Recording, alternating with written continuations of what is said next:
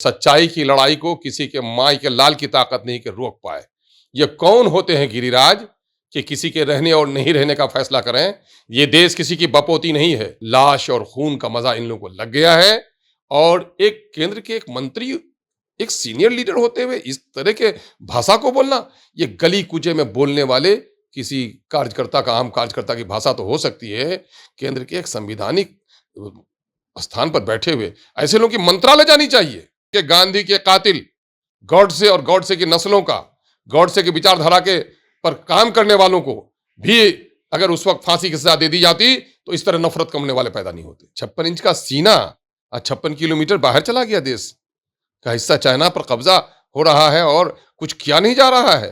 क्या वजह है? मिस्र में हुआ था, फिरौन था वहां का एक जालिम बादशाह, जिसने पहरा लगा दिया था कि कोई भी बच्चा पैदा हो तो उसकी गर्दन काट दो अगर लड़का हो। लेकिन वहां पर फिरौन ने, मूसा अलैहिस्सलाम पैदा हुए थे, जिसने फिरौन का वो किया था, शासन को खत्म किया था। मूसा की पैदाइश को फिरौन नहीं रोक सका। मोदी सरकार की नोटबंदी के ताल्लुक से नाकामी का सर्टिफिकेट है, प्रमाण है कि जो फैसला इन्होंने लिया था, है ना, कि साहब ये गलत काम करने वाले आतंकी लोग, है ना, स्मगलर लोग, है ना, जाली धंधा करने वाले लोग, नोटों को ले जाने में आसानी होती है, तो आपने तो और आसान कर दिया। गिरिराज सिंह का विवादित बयान लगातार आते ही रहता है। इस बीच फिर से आ गया कि हमारे पूर्वजों ने अगर 70 साल पहले गलती नहीं की थी तो ओवैसी साहब जैसे नेता पैदा नहीं लेते। हमारे साथ बात करने के लिए एमआईएम के विधायक अब्दुल इमाम हैं।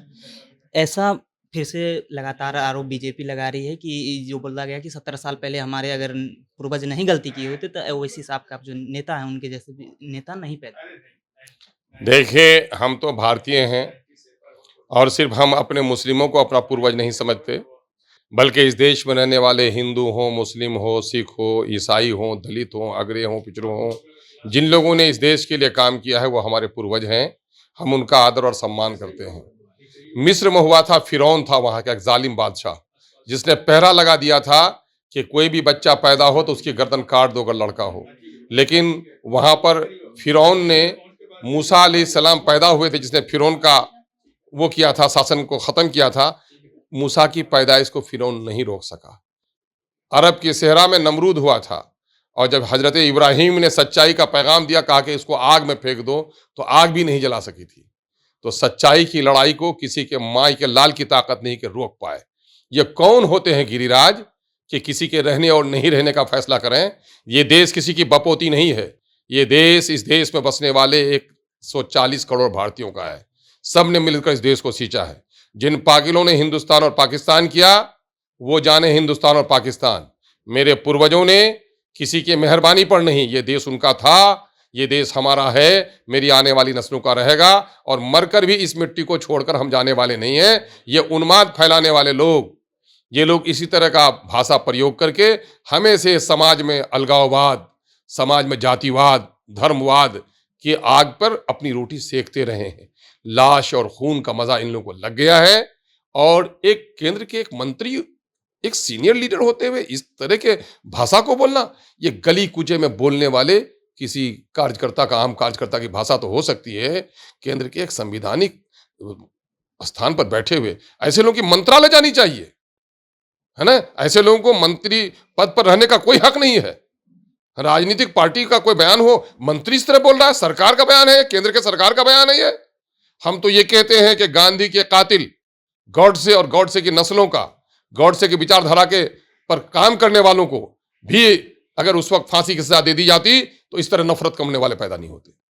बिहार में बीजेपी विपक्ष में है, उस पक्ष में जदयू और आरजेडी है। उस पर प्रहार नहीं करके बार-बार जालीदार टोपियां और बिरयानी का प्रहार। अरे मैंने पहले भी कहा है, अब भी कहता हूं और आइंदा भी कहूंगा कि हिंदू मुस्लिम, गाय, टीका, टोपी, बुर्का, हिंदुस्तान, पाकिस्तान, कब्रिस्तान, ये वो शब्द हैं, अगर निकाल दिए जाएं बीजेपी के डिक्शनरी से तो बिन पानी के जिस तरह मछली तड़प तड़प कर मर जाती है, बीजेपी भी तड़प कर मर जाएगी। कुछ किया है क्या इन लोगों ने जुमलेबाजी के अलावे? 56 इंच का सीना आज 56 किलोमीटर बाहर चला गया। देश का हिस्सा चाइना पर कब्जा हो रहा है और कुछ किया नहीं जा रहा है।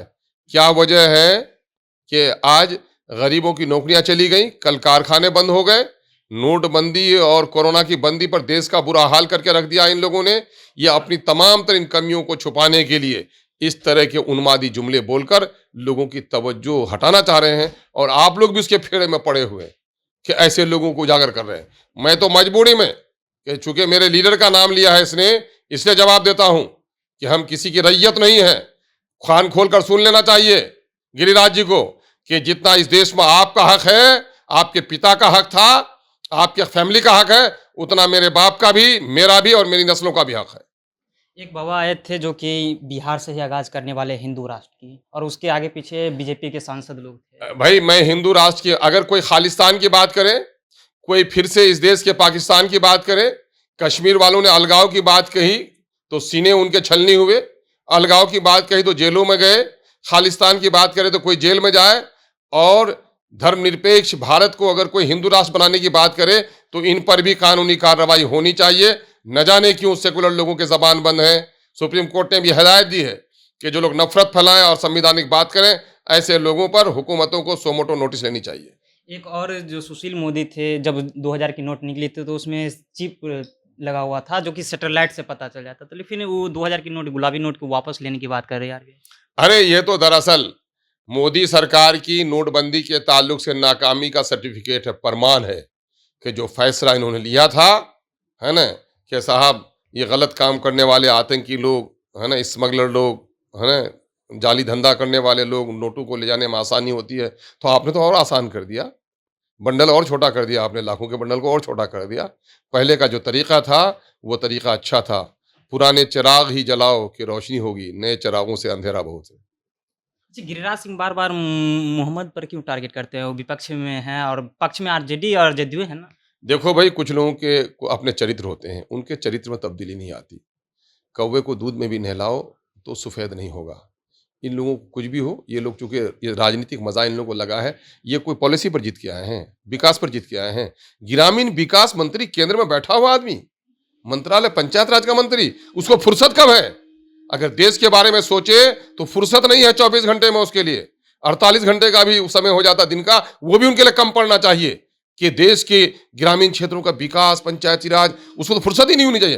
कोई निकम्मा है तो निकम्मे का बयान है ये। कोई काम का मंत्री होता तो इस तरह बात होता। मंत्री को तो अपनी फाइल से फुर्सत नहीं रहती है। इतने विशाल देश का 135 करोड़, उसमें से तकरीबन 125 करोड़ 100 करोड़ लोग देहातों में रहते हैं। ग्रामीण क्षेत्रों के विकास का रिश्ता जिससे जुड़ा हुआ हो, उसके तो पेशानी पे पसीना होना चाहिए। हृदय में अगर जनता का दर्द होता, देहात में बसने वाले, गांव में बसने वाले लोगों के बारे में सोच होती, तो उस मंत्री को इस तरह के अनर्गल बयान देने का मौका ही नहीं मिल पाता। अभी हमारे साथ एमआईएम के विधायक अख्तुल इमाम साहब थे। इन्होंने साफ तौर पे कह दिया कि बीजेपी के जितने नेता हैं वो मंदिर, मस्जिद और हिंदू मुस्लिम की बात करते हैं। फिलहाल आप जनता जंक्शन देख रहे हैं। मेरा नाम ऋषि है।